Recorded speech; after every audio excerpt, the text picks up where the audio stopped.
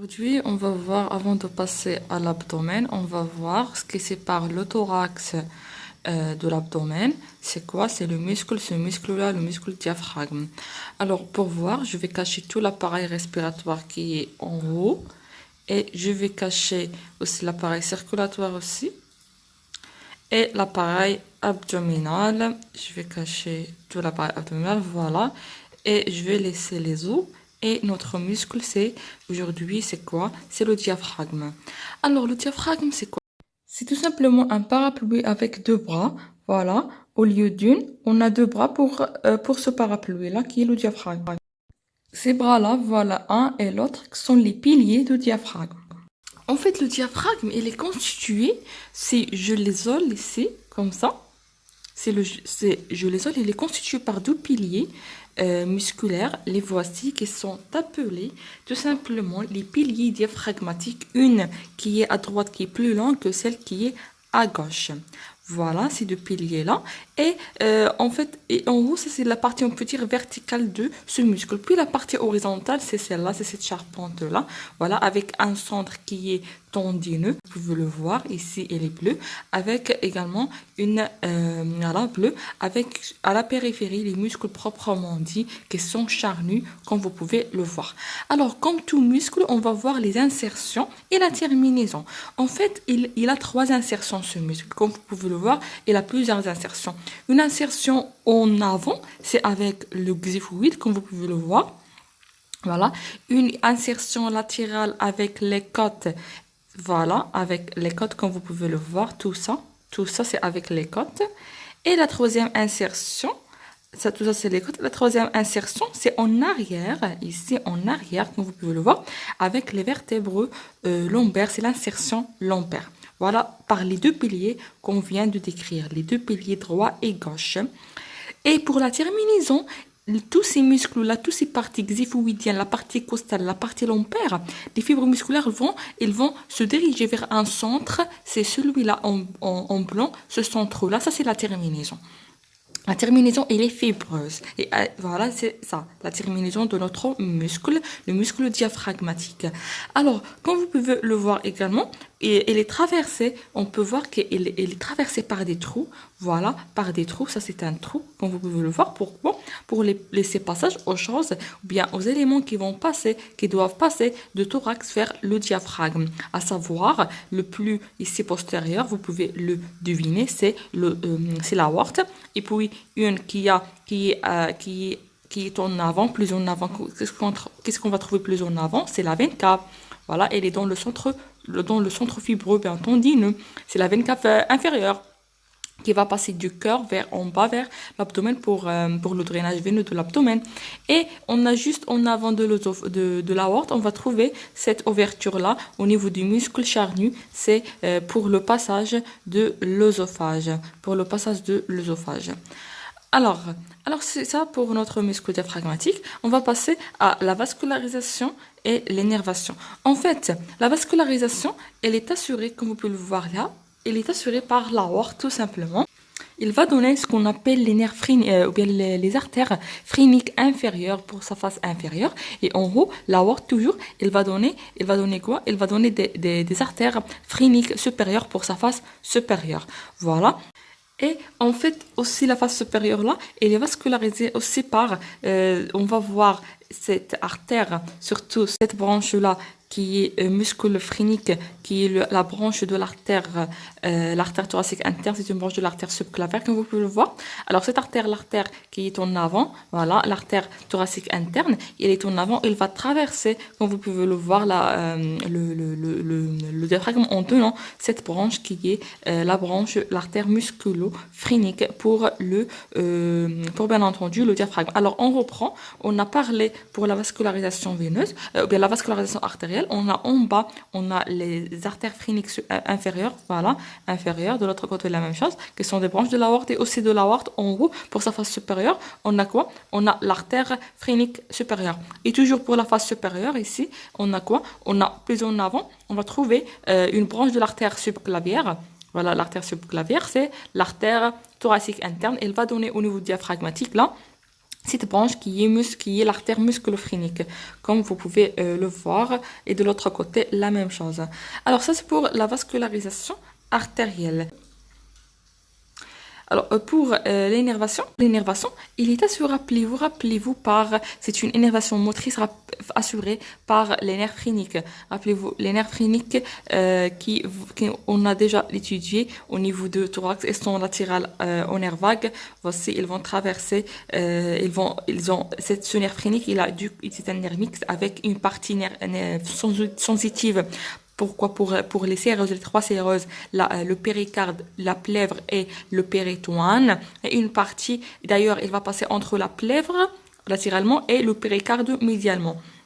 Voilà, elle prend la forme du corps, comme vous pouvez le voir. Les deux nerfs prennent la forme du corps parce qu'ils vont délimiter le corps, on peut dire. Ils vont suivre à l'exécution ces deux bords latéraux, voilà. Et puis une deuxième partie, deuxième composante, c'est un nerf mixte, une deuxième composante pour le diaphragme, c'est la composante motrice. C'est un nerf hyper important pour la respiration. Alors voilà, et en fait pour loquer, vous savez que loquer elle est provoquée par les décontractions de ce diaphragme. Voilà, des contractions de diaphragme, il va provoquer ce qu'on appelle le hoquet. Alors, pour le retour veineux, elle est aussi simple. On va voir des artères qui sont calquées sur les, voilà, des veines qui sont calquées sur les artères, comme vous pouvez le voir. Voilà, qui sont calquées sur les artères. Alors voilà notre diaphragme, comme vous pouvez le voir, c'est un parapluie. Voilà, c'est un parapluie avec, au lieu d'un seul bras, on a deux bras. Ce sont les piliers, tout simplement, les piliers principaux de parce qu'on va voir des piliers qui sont secondaires. Alors voilà les deux piliers de notre diaphragme, c'est-à-dire c'est un parapluie avec deux bras, tout simplement. Ça, c'est le diaphragme. C'est un parapluie avec deux bras. Voilà, les deux bras, deux piliers. Un pilier qui est droit, c'est plus long que le pilier gauche.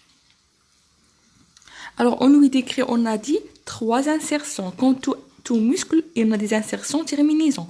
Les trois insertions, une au niveau du xiphoïde, voici ici, voilà, en avant, et latéralement, c'est les côtes. Les côtes inférieures, comme vous pouvez le voir, voilà. Et en arrière, sont les vertèbres lombaires. Surtout par les deux piliers qu'on vient de voir. Alors voilà les trois insertions. Ici en rouge, c'est sternal. Ici en bleu, c'est costal. Voilà, costal. Et ça en vert, c'est l'insertion. Quelle insertion lombaire, ou bien la partie lombaire. Et en fait, on lui décrit, il y a deux zones. On a une zone au centre là qui est fibreuse, qui est blanche. Voilà, ça c'est juste du tendon, voilà. Et une partie qui est périphérique, la périphérique, voilà, tout ça, périphérique, là, il est rouge. Ce sont des muscles proprement dit qui sont charnus, comme vous pouvez le voir, qui sont charnus, voilà, qui se dirigent vers leur terminaison, qui est ce centre tendineux. Alors l'origine, c'est les os qu'on vient de voir, et la terminaison, c'est le centre tendineux. Le centre, là, ce sont les tendons. Alors, en fait, on lui décrit à sa partie musculaire trois types de muscles qui sont, on a les muscles en avant, sternal, muscle costal et muscle lombaire. Dans le muscle lombaire, on va trouver les deux piliers qu'on vient de décrire. Alors en fait, il a des piliers, voilà, on a vu les piliers principaux qui sont les deux bras de notre parapluie, gauche bien droite qui est plus longue que la gauche, et entre les deux, on va trouver un ligament qui lie ces deux, voilà, c'est un ligament qui va lier ces deux piliers, c'est le ligament arqué médian, c'est un arc comme vous pouvez le voir. Et puis, plus en dehors, on va trouver les autres ligaments qui sont cette fois-ci paires. Voilà. On a le ligament ici juste en dehors de le ligament archimédian. Et le ligament qui forme le ligament médial. De l'autre côté, la même chose. Et l'autre qui est latéral, c'est le ligament latéral. En fait, le ligament médial, il va laisser passage au muscle psoas et le ligament latéral au muscle carré. Ça, c'est le muscle carré des lombes et ça, c'est le muscle psoas. Voilà, sur une vue inférieure, voilà le centre tendineux. Et voilà les muscles qui ont comme origine le xiphoïde, les côtes et les vertèbres lombaires. Et voilà, on a les deux piliers en avant médialement et latéralement on va trouver les autres ligaments. On a les deux piliers droit et gauche sont liés par un ligament, c'est le ligament archémédian, voilà. Et par la suite on a des autres ligaments qui sont plus latérales, un ligament qui est médial, voilà, il va laisser passage au muscle psoas et un autre qui est latéral, il va laisser passage au muscle carré des lombes. Au total, on a 5 parce que 1, 2, 3, 4 et le cinquième, et les médians, et les impairs, comme vous pouvez le voir. Voilà. Alors voilà la partie centrale qui est fibreuse, tendineuse, et la partie périphérique qui est voilà, musculaire. On a des insertions sur le xiphoïde, sur les côtes et sur les vertèbres. Et on a dit que, on a dit quoi? On a dit que le diaphragme, on va trouver des trous pour le passage des éléments, on va les voir. Sinon, voilà les deux piliers droit et gauche. Entre les deux, on a le ligament archémédian. Et sur le ligament archémédian, c'est très important. En arrière, on va trouver la vertèbre. Et il va laisser passage, il va laisser un trou où il va passer l'aorte abdominale, voilà, où il va passer l'aorte abdominale, ce qu'on appelle l'orifice aortique. Voilà le premier orifice, c'est celui-là, l'orifice aortique, et il est en regard de D12. Alors, on va voir ça sur une vue qui est latérale. Sinon, avec le passage, on va trouver également le canal vertébral avec l'aorte. Rappelez-vous, le canal thoracique, il va suivre, ou bien il va aller avec, voilà, le canal thoracique. Comme vous pouvez voir, ça c'est la citerne de Schill, ça c'est l'origine, peut-être, du canal thoracique, voilà. Il va suivre notre aorte toujours, voilà. C'est très très postérieur. Et puis, on a les autres orifices formés par le ligament médian, formés par les autres piliers qui sont accessoires, voilà, les piliers accessoires, comme vous pouvez le voir. Et on a le ligament archémédial et le ligament archélatéral. Ça, c'est le ligament archémédian qui est impair. Alors là, c'est le muscle psoas, ça, c'est le muscle carré des lombes. Et on a dit des piliers qui sont accessoires, autres que ces piliers qui sont principaux. Alors, ce sont les piliers accessoires qui vont laisser des trous pour le passage tout simplement des autres éléments. Et voilà, on a présenté tous les piliers et tous les ligaments. On a deux piliers principaux et on a deux piliers accessoires. On a un ligament médian qui va lier les deux ligaments principaux, ou bien les deux piliers principaux. Ligament médial où va passer le muscle psoas. Ligament latéral où il va passer le muscle carré des lombes. Là, c'est au niveau de T12, le passage de l'aorte avec le canal thoracique. Et là, le passage du muscle psoas, le passage du muscle carré de lombe. Et là, voilà, là, on va trouver le passage des autres structures. On va le détailler par la suite.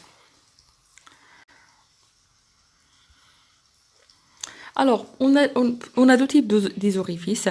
On a des orifices principaux qui sont présentés ici et des orifices qui sont secondaires comme celui-là. C'est un orifice qui est secondaire. Alors, voilà les orifices qui sont principaux.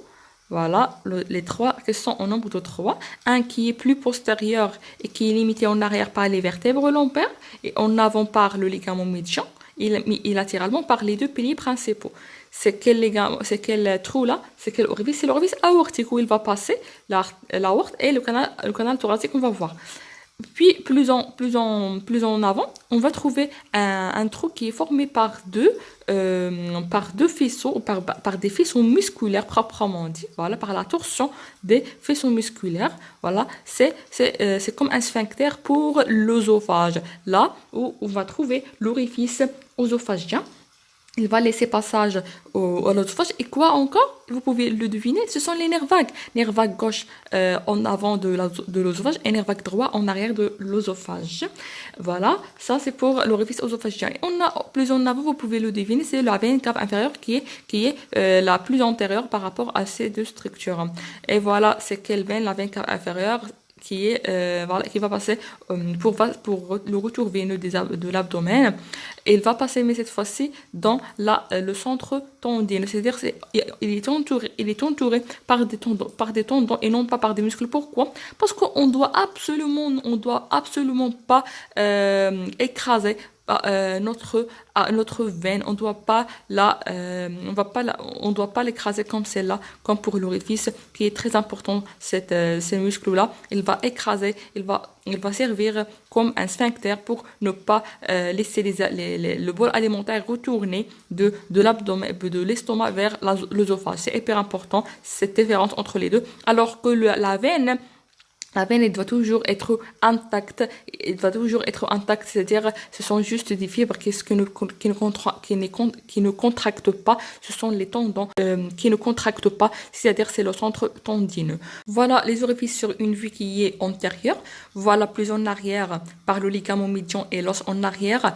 Et voilà, c'est quoi ça? C'est pour l'aorte, Et puis plus en avant, on va trouver entouré par les muscles, c'est pour l'œsophage, et entouré par les tendons, par le centre blanc, le centre tendineux, juste des tendons, voilà, pour ne pas contracter, c'est pour la veine cave inférieure. Alors voilà les trois orifices. En arrière, on a pour l'aorte et le canal thoracique. Et en avant, on a les muscles qui entourent l'œsophage et le nerf vague gauche en avant et le nerf vague droit en arrière. Et on a dans la partie centrale qui est blanche, là on va trouver l'orifice pour la veine cave inférieure. Et la veine cave inférieure, il est accompagné par le nerf qui va énerver notre coupole diaphragmatique droite, parce qu'au final, le diaphragme, on peut le diviser en deux moitiés, moitié gauche, moitié droite, qui sont appelés les coupoles. C'est quel nerf? C'est le nerf phrénique droit, voilà, parce que la veine cave inférieure, elle est située quelle partie du corps? À droite. Alors là, ça c'est une vue qui est en haut, voilà, on voit en haut, c'est-à-dire la droite, ça c'est notre droite. Voilà les trois orifices. Orifice en avant, c'est pour la veine cave inférieure dans le centre. Et plus en bas et plus en arrière. On passe plus en bas et en arrière. Voilà. On a l'œsophage. Ça, c'est le nerf, on va trouver avec le nerf phrénique droit. Là, c'est l'œsophage et quoi? Et le nerf vague. Et là, c'est l'aorte, plus en arrière, à côté de l'os, avec le canal thoracique. Alors, les diaphragmes, en fait, il a beaucoup de trous, et on a trois trous principaux qui sont sont les plus importants, voilà. Un qui est en arrière, juste là, on va trouver les vertèbres. Voilà, juste là, on va trouver les vertèbres, comme vous pouvez le voir. Et les deux piliers principaux, c'est pour l'aorte et pour aussi le canal thoracique. Voici le canal thoracique, juste ici, il est caché par... voilà, après, voilà, c'est le canal thoracique. Comme vous pouvez voir, ça la citerne du Schill qui va donner naissance au canal thoracique. Le voici, le canal thoracique. Voilà, il accompagne, bien entendu, comme vous pouvez le voir ici, la sortie de l'aorte, voilà, sa sortie avec l'aorte de diaphragme. Elle traverse le diaphragme avec accompagnant l'aorte, comme vous pouvez le voir. Ça, c'est le premier orifice. Deuxième orifice, je vais cacher les os pour bien voir le reste. Deuxième orifice, elle est juste en avant de celui-là, c'est ça. C'est ça, c'est pourquoi? Pour l'œsophage. Alors l'œsophage, elle va entrer pour se finir dans l'estomac, voilà. Et à son entrée, elle est toujours accompagnée de nerf vague. Le nerf vague antérieur, c'est le nerf vague gauche qui est antérieur. Et le nerf vague postérieur, c'est le nerf vague droit. Voilà. Voilà, accompagné de ces deux nerfs. Voilà, elle va traverser le diaphragme. Troisième orifice, c'est le plus externe, voilà, dans le centre tendineux, ici en blanc, comme vous pouvez le voir, c'est la veine cave inférieure, voilà, elle va sortir du cœur, et puis il va entrer dans l'abdomen via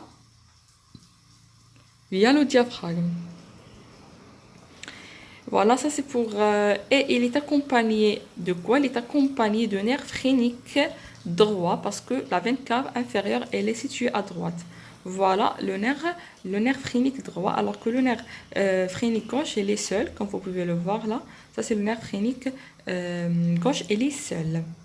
Alors voilà les trois orifices principaux et on a des autres qui sont secondaires. Par exemple, là, pour le passage de la chaîne sympathique, on va la voir pour la passage de chaîne sympathique qui devient abdominale après qu'il a été thoracique en haut, il devient abdominal en bas en traversant le diaphragme. Voilà. Et puis, on a quoi? On a également, par exemple, là, pour les artères et les veines thoraciques internes qui deviennent en bas les artères et les veines épigastriques. Les artères et les veines épigastriques, comme vous pouvez le voir. Voilà. Ils vont traverser également en avant le diaphragme. Alors, on va voir également les autres orifices accessoires dans des vues plus claires. Alors, sinon, on va voir que on a des arcs ici, arc médial et arc latéral, qui vont laisser passage aux muscles.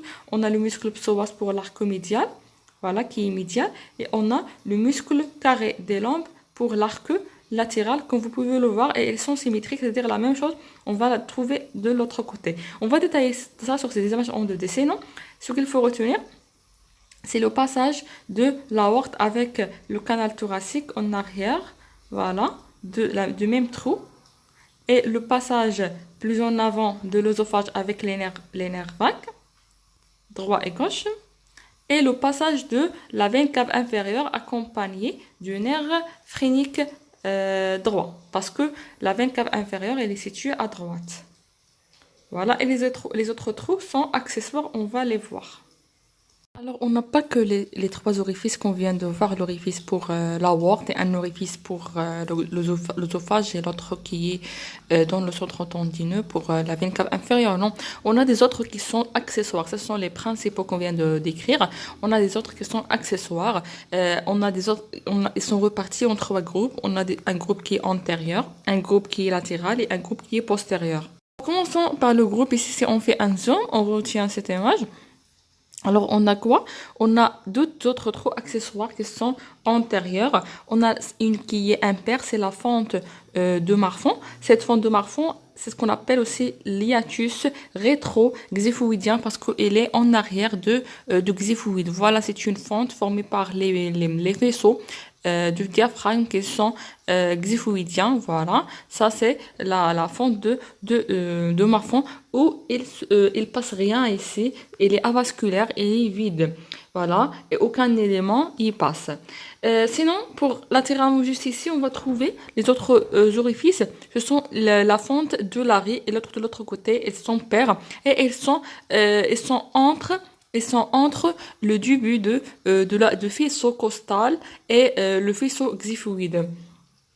Voilà, c'est-à-dire entre la portion sphénoïdale et entre la portion costale, on a un trou. C'est pour le passage de, rappelez-vous de quel vaisseau, on a vu en avant, ils vont passer l'artère mammaire interne qui deviennent l'artère, quelle artère? Ils deviennent l'artère épigastrique supérieure et la même chose pour la veine mammaire interne puis la veine épigastrique supérieure. Voilà le passage ici de ces éléments qu'on vient de voir par la fente qui s'appelle la fente costo-xiphoïdienne ou bien la fente de l'arrêt. La fente de Marfan, elle est vide, on n'a rien qui passe par ici.